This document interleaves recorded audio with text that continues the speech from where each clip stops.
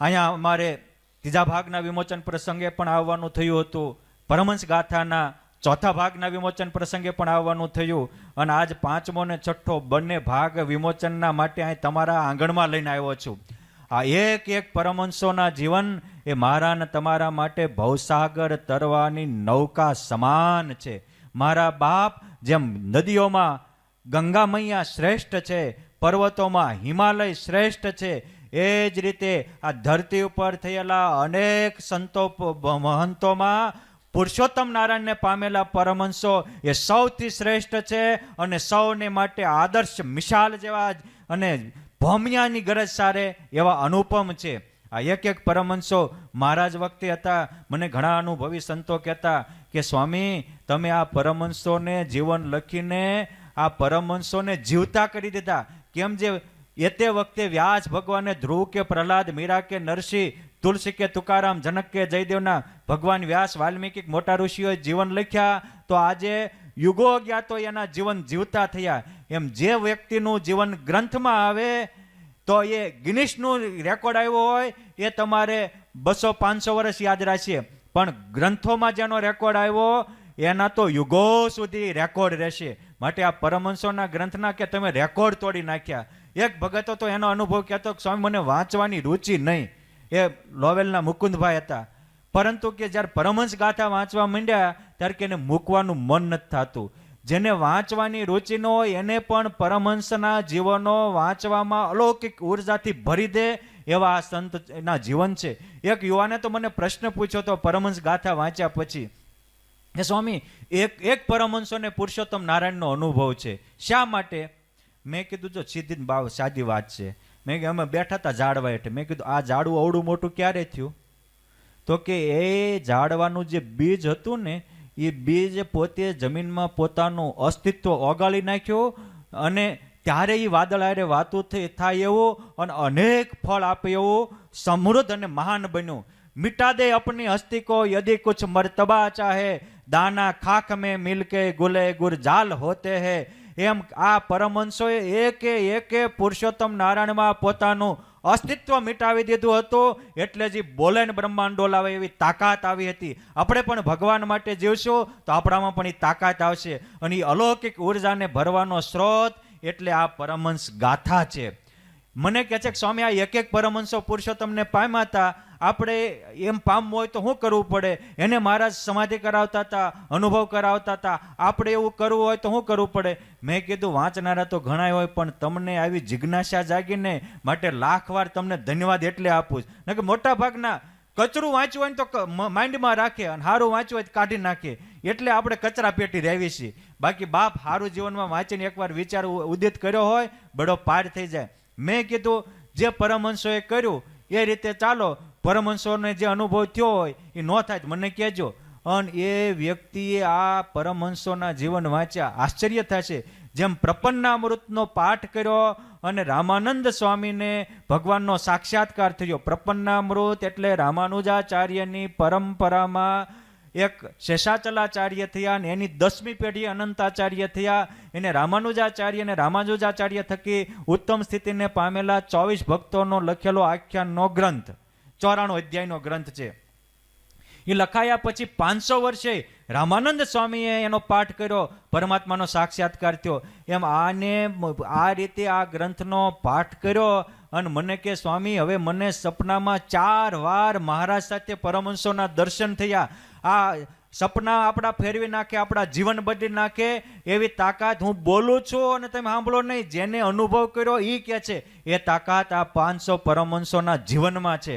માટે મારે તો તમને બધા જ મુક્તોને એટલી પ્રાર્થના કરવી છે કે આ નંદ સંતોના જીવન એ તમારા ઘરમાં વસાવજો.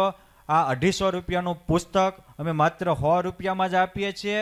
આપણે બીજા ગુજરાત સંદેશને ભાસ્કર વાંચતા હશું પણ એ સવારનું પેપર સાંજે પસ્તી થઈ જાય અને ગીતા ગ્રંથ છે જેમ જેમ દિન થતો જાય એમ હવાયો થતો જાય છે. એમાં પરમહંસના જીવન એક અમૂલ્ય ગ્રંથ છે. મારા તમારા જીવનને પણ અમૂલ્ય બનાવનારાની તાકાત ધરાવનારો છે. જેમ આ બ્રહ્માંડમાં યોગીઓ તો અનેક થયા પરંતુ યોગ સમ્રાટ બોલે ને બ્રહ્માંડ ડોલાવે એવા ગોપાળાનંદ સ્વામી એક હતા. આ બ્રહ્માંડમાં ગાયકો તો અનેક થયા, પણ પ્રેમાનંદ ગાય ત્યારે આવે ઓરા ઓરા ખસતા. જ્યાં ગાતા હોય ને પુરુષોત્તમ નારાયણ હસતા હસતા આવતા હોય, એવા તો પ્રેમ મૂર્તિ પ્રેમાનંદ સ્વામી એક થયા. આ બ્રહ્માંડમાં કવિઓ તો અનેક થયા, પરંતુ ગાતા હોય લખતા હોય ત્યાં શબ્દો હારમાળ થાય. એવા તો યતિરાજ જે પરંપરામાં પછી આ સંતો છે એવા બ્રહ્મ બોલના કવિ બ્રહ્માનંદ સ્વામી એક થયા. એમ આ જીવનમાં ગ્રંથો તો અનેક છે, પરંતુ આવા નંદ સંતોના લખાયેલા જીવનો પરમહંસ ગાથા એ સ્વામિનારાયણ સંપ્રદાય માટેનું અણમોલ ઘરાણું, એ અમૂલ્ય આપણા માટે અજોડ અને અનુપમ છે. માટે આ બધા જ ગ્રંથોને આપ વસાવજો અને બીજાને પણ પ્રેરણા કરજો. આવો યશવંતભાઈ, કેતનભાઈ પટેલ અસલાલી, ચેતનભાઈ સોની વડોદરા, નલિનભાઈ ઠક્કર,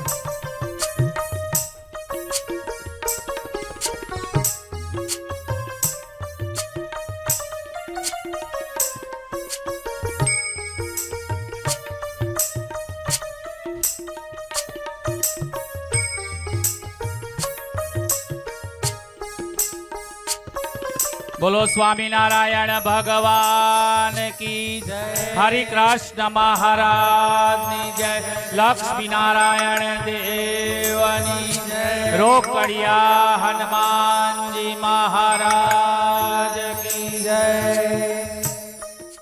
વડતાલથી બ્રહ્મપ્રકાશ સ્વામી આ પધાર્યા છે. બ્રહ્મપ્રકાશ સ્વામી સાહિત્યના લેખક છે.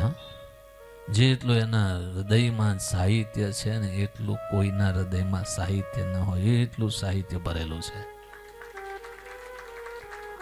સંપ્રદાયના શાસ્ત્રોની શોધ કરે છે અને એટલા બધા શાસ્ત્રોની રચના કરે છે કે આપણે આ મંદિરમાં પણ 2 શાસ્ત્રોનો સમાપન કરેલો.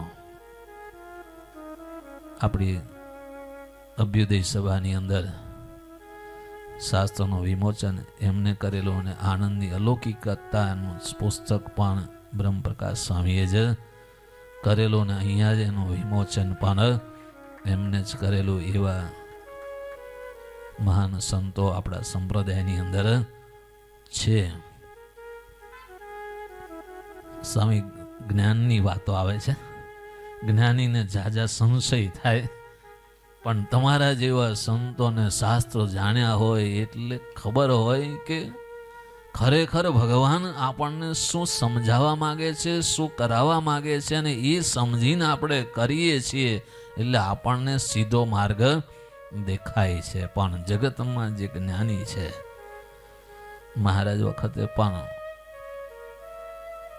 જ્ઞાન ચર્ચાઓ થતી અને એમાં મોટા મોટા વિદ્વાનો બેસતા ને એ ભગવાનને ઓળખવા નહીં, પણ સામેના વ્યક્તિને હાર કેમ પમાડવો એના માટે ચર્ચા થતી, એના માટે ભણતા હતા, બાકી કલ્યાણ માટે નહીં. જ્યારે આજ તમારા જેવા સંતો જે જ્ઞાનની વાતો કરે છે ને એ આત્મા કલ્યાણની ખોજ માટે અને કલ્યાણનો રસ્તો મળે તો એવા હજારો જીવોને કલ્યાણનો રસ્તો દેખાડે એના માટેનું આપણું કાર્ય છે.